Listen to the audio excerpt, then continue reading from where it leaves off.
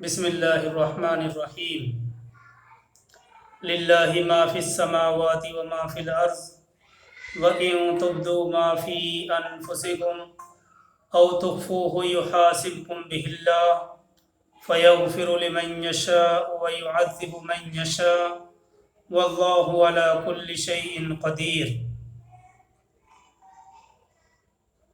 اللہ ہی کی طرف سے ہے، اللہ ہی کے لیے ہے جو کچھ آسمانوں اور زمین میں ہے، اور اگر تم ظاہر کرو گے اپنے دل کی بات یا چھپاؤ گے، حساب لے گا اس کا تم سے اللہ۔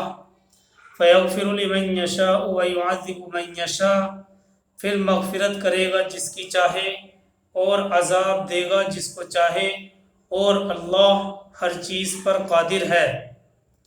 یہ آیت 284 تھی۔ اس آیت کا خلاصہ یہ تھا کہ اس آیت میں ایک حیثیت سے پچھلی آیت یعنی شہادت والی آیت کو مکمل کیا گیا تھا،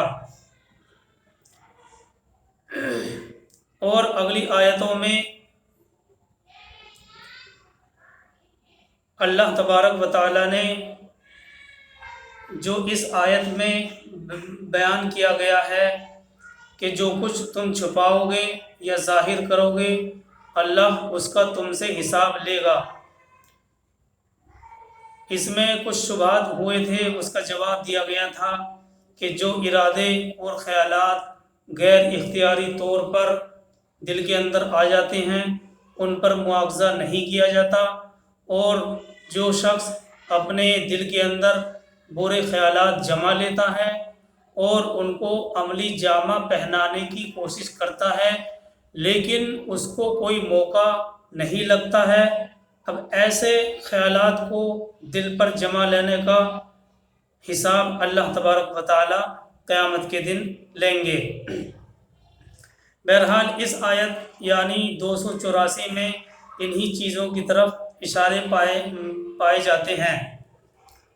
دیکھیے اس آیت یعنی آیت نمبر 284 سے متعلق تفسیر مظہری میں یہ نقل کیا گیا ہے کہ انسان پر جو اعمال اللہ کی طرف سے فرض کیے گئے ہیں یا حرام کیے گئے ہیں وہ کچھ تو ظاہری اعضاء سے متعلق ہیں، جیسے نماز، روزہ، زکوٰۃ، حج اور تمام معاملات اسی قسم میں داخل ہیں، اور کچھ اعمال اور احکام وہ بھی ہیں جو انسان کے قلب، انسان کے دل سے تعلق رکھتے ہیں۔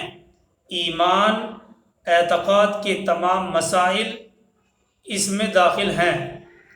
کفر اور شرک جو سب سے زیادہ حرام اور ناجائز ہیں ان کا تعلق بھی انسان کے دل ہی سے ہوتا ہے۔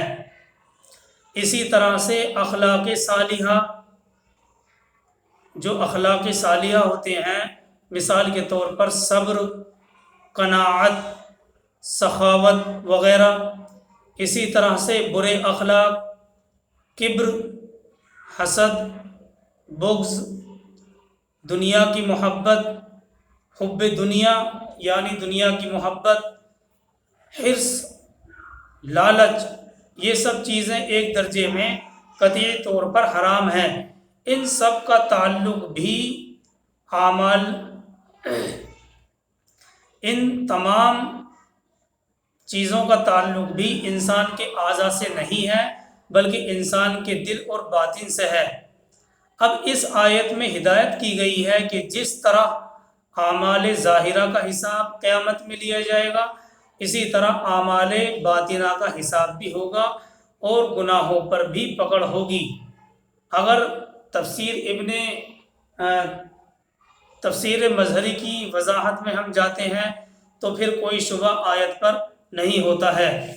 دیکھیے یہ بہت اچھی تفسیر کی ہے تفسیر مظہری نے آیت سورہ بقرہ 284 کی، کہ اس آیت میں انسان پر جو اعمال اللہ کی طرف سے فرض کیے گئے ہیں یا حرام کیے گئے ہیں وہ کچھ تو ظاہری اعضاء سے متعلق ہیں، جیسے نماز، روزہ، زکوٰۃ، حج ظاہری اعضاء سے ادا کیے جاتے ہیں، اور تمام معاملات اسی قسم میں داخل ہیں۔ اور کچھ اعمال اور احکام وہ بھی ہیں جو انسان کے دل اور قلب سے تعلق رکھتے ہیں۔ مثال کے طور پر ایمان، اعتقاد کے تمام مسائل اس میں داخل ہیں۔ کفر اور شرک جو سب سے زیادہ حرام اور ناجائز ہے، ان کا تعلق بھی انسان کے دل ہی سے ہے۔ اسی طرح اخلاق صالحہ، مثال کے طور پر صبر، قناعت، سخاوت وغیرہ۔ اسی طرح برے اخلاق، حسد، بغض، کبر، تکبر، دنیا کی محبت، حرص، لالچ، یہ سب چیزیں قطعی طور پر حرام ہیں، اور ان سب کا تعلق بھی انسان کے اعضاء سے نہیں ہے بلکہ انسان کے دل اور باطن سے ہے۔ اس آیت میں ہدایت کی گئی ہے کہ جس طرح اعمال ظاہرہ کا حساب لیا جائے گا، اسی طرح سے اعمال باطنہ کا حساب بھی ہوگا، اور گناہوں پر اللہ کی جانب سے پکڑ ہوگی۔ یہ آیت یعنی آیت نمبر 284 سورہ بقرہ کے آخر میں لائی گئی ہے۔ اس میں بڑی حکمت یہ ہے کہ سورہ بقرہ کی سورہ بقرہ قرآن کی ایسی بڑی سورہ ہے جس میں احکام الہیہ کا بہت بڑا حصہ آ جاتا ہے۔ اس سورہ میں اصولی ہدایتیں بیان کی گئی ہیں: نماز، روزہ، قصاص، حج، جہاد، طہارت، طلاق، عدت، خلع، رضاعت، شراب کی حرمت، جوئے کی حرمت، ربا، سود، قرض لینے کے جائز اور ناجائز طریقوں کا تفصیلی بیان ہے۔ یہی وجہ ہے کہ احادیث کے اندر اس سورہ کا نام سنام القرآن بھی آیا ہے، یعنی قرآن کا سب سے بڑا بلند حصہ۔ اور ان تمام احکام کی تعمیل میں سب کی روح اخلاص ہے۔ جتنے بھی احکامات اسلام میں بیان کیے جاتے ہیں، ان تمام احکام کی تعمیل میں سب کی روح اخلاص ہے۔ اگر اخلاص نہیں ہے تو اسلام کا کوئی عمل بھی قابل قبول نہیں ہے۔ اگر ہمارے کسی بھی عمل کے اندر اخلاص نہیں ہے تو پھر اس اسلام میں اس عمل کی کوئی حیثیت اور کوئی ویلیو نہیں ہے۔ دیکھیے، ایک چیز یہ ہے کہ کسی بھی عمل کی مقبولیت کے لیے 3 چیزوں کا پایا جانا ضروری ہے۔ جو بھی ہم کام کرتے ہیں، ہمیں کیسے پتہ چلے گا کہ یہ کام اللہ کی بارگاہ میں قبول ہے کہ نہیں ہے؟ تو اس کے لیے 3 باتوں کا اس عمل کے اندر پایا جانا ضروری ہے۔ نمبر 1، اخلاص، یعنی ہم جو کام کر رہے ہیں وہ صرف اور صرف اللہ کی رضا جوئی کے لیے کر رہے ہیں۔ نام و نمود، شہرت، ریاکاری اس کے اندر ذرہ برابر بھی نہیں ہے۔ تو پہلی چیز ہے اخلاص۔ دوسری چیز ہے سنت نبوی، سنہ سے ثابت ہونا چاہیے، اللہ کے نبی صلی اللہ علیہ وسلم کے قول، عمل، فعل سے ثابت ہونا چاہیے۔ تیسری چیز ہے سپرد خداوندی، یعنی وہ عمل کرنے کے بعد اللہ کے سپرد کر دینا۔ یہ 3 چیزیں ہیں کسی بھی عمل کی قبولیت کے لیے۔ ہمیں کیسے پتہ چلے گا کہ ہمارا عمل قبول ہے کہ نہیں ہے؟ اگر اس عمل کے اندر 3 باتیں پائی جائیں گی تو سمجھ لیجئے کہ وہ اللہ کی بارگاہ میں قبول ہے۔ نمبر 1 اخلاص، نمبر 2 سنت نبوی، اور نمبر 3 سپرد خداوندی، وہ عمل کرنے کے بعد اللہ کے سپرد کر دینا کہ ہمارا کام کرنا تھا، اب اللہ کے اختیار میں ہے۔ تو اللہ کی ذات سے امید یہ لگائی جا سکتی ہے کہ اللہ تعالیٰ اپنی بارگاہ میں اس عمل کو قبول فرما لیں گے۔ بہرحال ان تمام احکام کی تعمیلات میں جو سورہ بقرہ کے اندر تفصیل کے ساتھ بیان کیے گئے ہیں اور اس کی وضاحت آ چکی ہے، ان سب کی تعمیل میں سب کی روح اخلاص ہے۔ اخلاص کا مطلب یہ ہوتا ہے کہ کسی کام کو کرنا یا اس سے بچنا دونوں خالص اللہ کی رضا جوئی کے لیے ہوں، ان میں نام و نمود یا دوسری نفسانی خواہشیں شامل نہ ہوں۔ اور یہ ظاہر ہے کہ اخلاص کا تعلق انسان کے دل سے ہے۔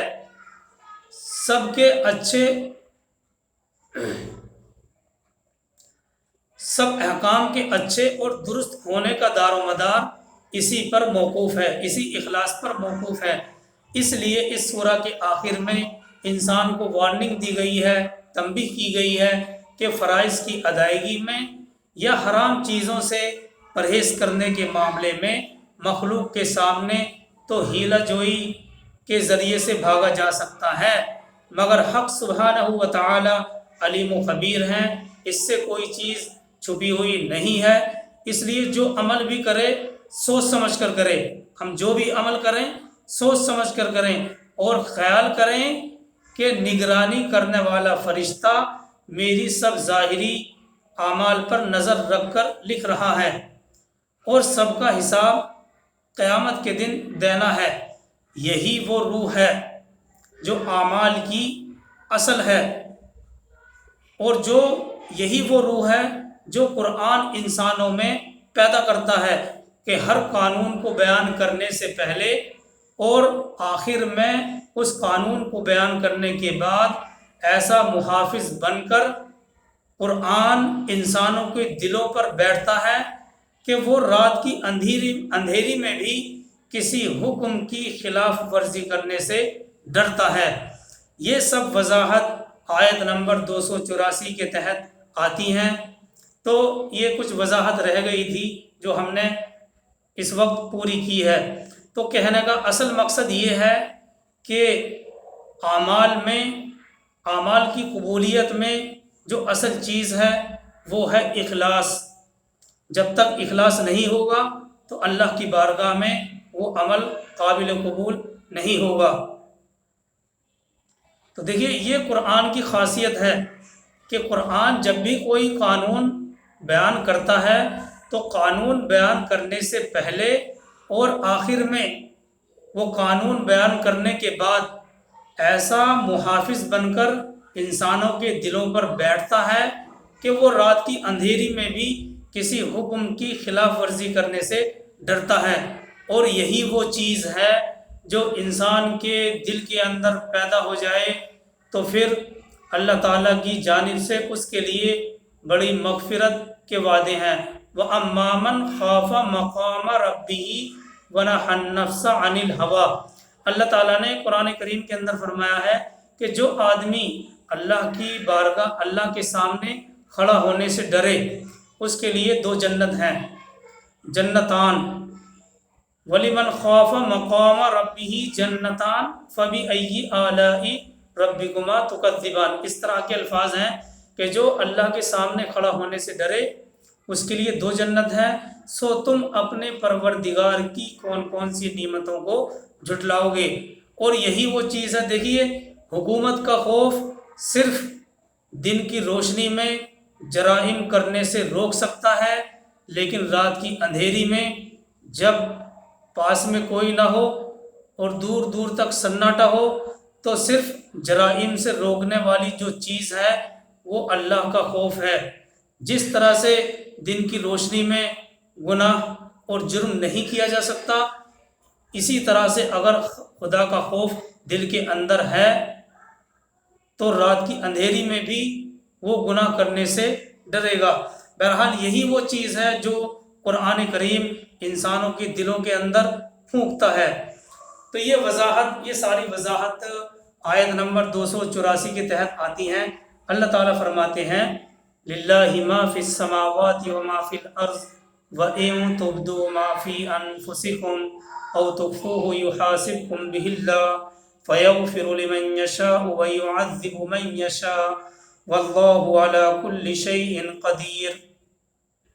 اللہ ہی کا ہے جو کچھ کہ زمینوں اور آسمان میں ہے، اور اگر تم ظاہر کرو گے اپنے دل کی بات یا چھپاؤ گے، حساب لے گا اس کا تم سے اللہ، پھر مغفرت کرے گا جس کی چاہے، اور عذاب دے گا جس کو چاہے، واللہ علی کل شیء قدیر، اور اللہ ہر چیز پر قادر ہے۔ آگے چلتے ہیں، آیت نمبر 285 کی طرف۔ اللہ تعالیٰ فرماتے ہیں، آمن الرسول بما انزل الیہ من ربہ والمؤمنون کل آمن باللہ وملائکتہ وکتبہ ورسلہ لا نفرق بین احد من رسلہ وقالوا سمعنا واطعنا غفرانک ربنا والیک المصیر۔ یہ آیت نمبر 285 ہے۔ ترجمہ یہ ہے، مان لیا رسول نے جو کچھ اترا اس پر اس کے رب کی جانب سے۔ آمن الرسول بما انزل الیہ من ربہ والمؤمنون، مان لیا رسول نے جو کچھ اترا اس پر اس کے رب کی جانب سے، اور مسلمانوں نے بھی مان لیا اللہ کو، اس کے فرشتوں کو، اور اس کی کتابوں کو، اور اس کے رسولوں کو۔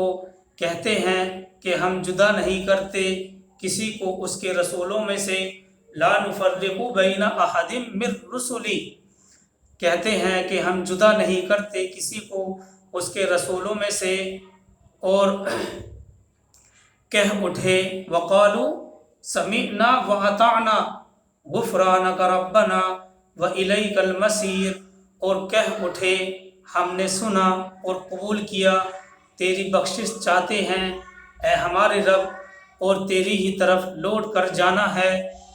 یہ آیت نمبر 285 کا ترجمہ ہے۔ آگے چلتے ہیں آیت نمبر 286 کی طرف۔ اللہ تعالیٰ فرماتے ہیں، جو کہ آیت نمبر 286 جو کہ اس سورہ کی آخری آیت ہے، اللہ تعالیٰ فرماتے ہیں، لا یکلف اللہ نفسا الا وسعها لها ما کسبت وعلیہا ما اکتسبت ربنا لا تؤاخذنا ان نسینا او اخطأنا ربنا ولا تحمل علینا اسرا كما حملته على الذین من قبلنا ربنا ولا تحملنا ما لا طاقة لنا به واعف عنا واغفر لنا وارحمنا انت مولانا فانصرنا على القوم الكافرین۔ یہ سورہ بقرہ آیت نمبر 286 ہے، جو کہ اس سورہ کی آخری آیت ہے۔ اللہ تعالیٰ فرماتے ہیں، لا یکلف اللہ نفسا، اللہ تکلیف نہیں دیتا کسی انسان کو مگر جس قدر اس کی گنجائش ہے، اس کو ملتا ہے جو اس نے کمایا، اور اسی پر پڑتا ہے جو اس نے کمایا۔ اے ہمارے رب، نہ پکڑ ہم کو اگر ہم بھولیں یا چونکیں، اے ہمارے رب، اور نہ رکھ ہم پر بوجھ بھاری جیسا کہ رکھا تھا ہم سے پہلے لوگوں پر، اے ہمارے رب، اور نہ اٹھوا ہم سے وہ بوجھ جس کی ہم کو طاقت نہیں۔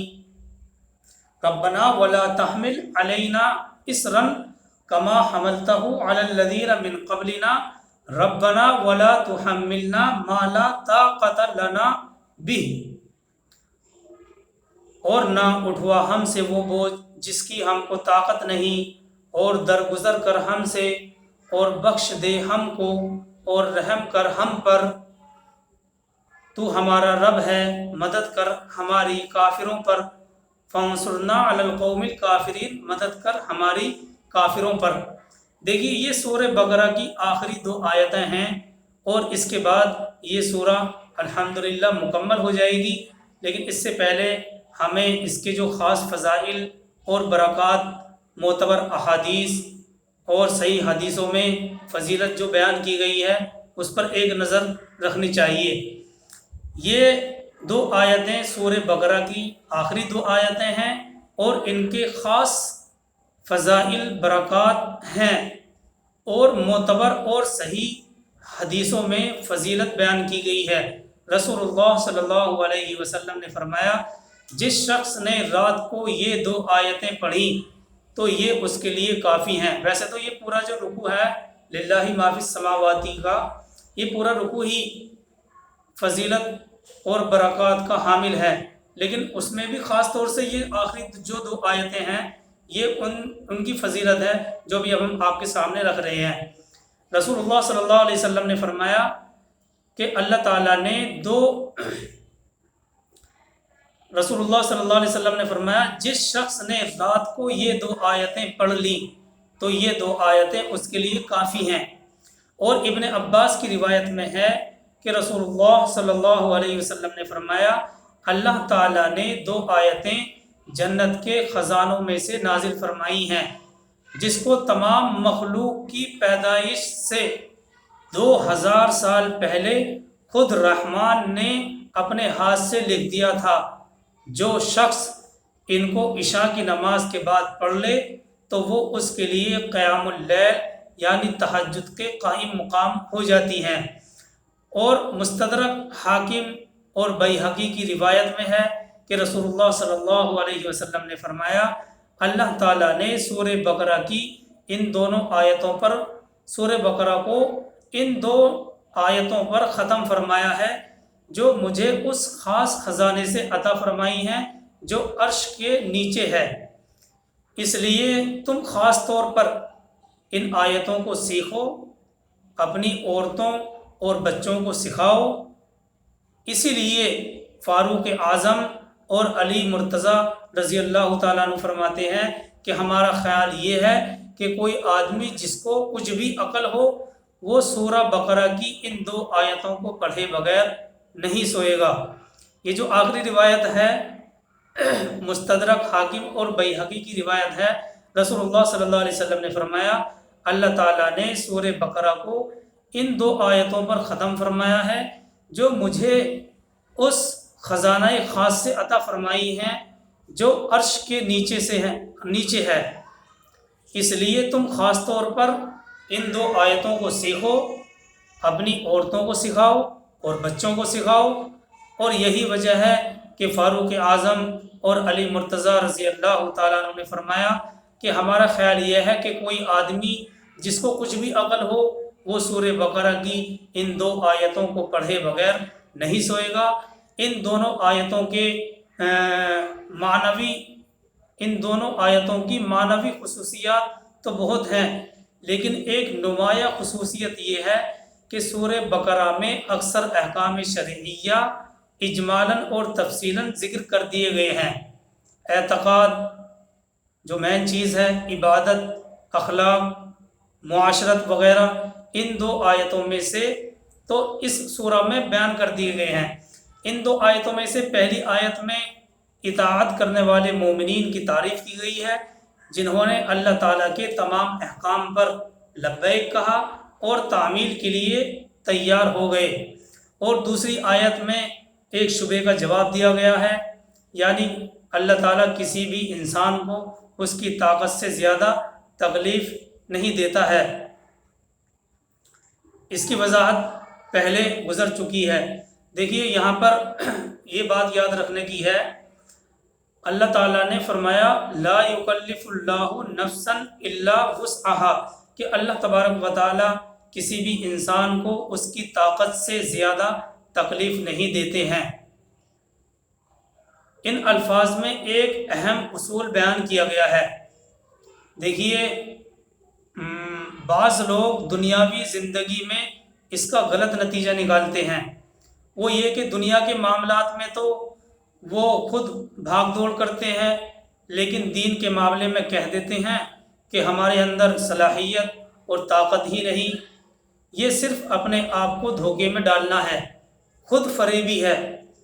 طاقت اور صلاحیت کے بغیر تو آپ دنیا میں محنت بھی نہیں کر سکتے، کچھ نتائج حاصل نہیں کر سکتے، کچھ کما نہیں سکتے۔ لہٰذا اپنے آپ کو دھوکے میں نہ ڈالیں، جو کچھ بھی دین کے لیے کر سکتے ہیں وہ ضرور کریں، جو کچھ بھی دین کے لیے ہم کر سکتے ہیں وہ ضرور کریں۔